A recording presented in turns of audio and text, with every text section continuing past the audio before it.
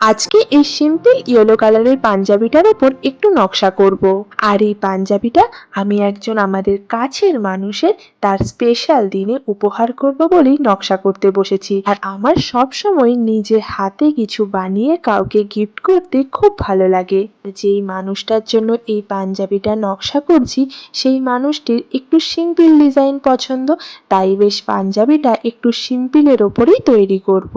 এই পাঞ্জাবিতে একদম সিম্পল মোটিফেরই নকশা করেছি, কয়েকটি স্ট্রেট লাইন টেনেছি আর তার সাথে এই যে এইরকম একটি সুন্দর সিম্পল কলকা, সাথে একটু পদ্ম মোটিভ আর আম মোটিভটাও রেখেছি। আর এই পাঞ্জাবিটা করার সময় হাতে একদমই সময় ছিল না, একদম অল্প টাইমের মধ্যেই এই কাজটি করেছি।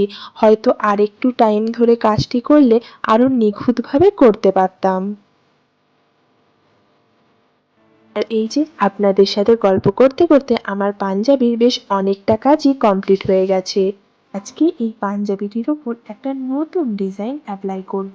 এই যে ত্রিভুজের মতো যে ডিজাইনটি করছি, এই ডিজাইনটি এর আগে কোনো পাঞ্জাবিতে বা যে কোনো জায়গায় আমি যখন কলকা করেছি কোনো জায়গায় ইউজ করিনি, এই প্রথমবার এইরকম মোটিভটা ব্যবহার করলাম।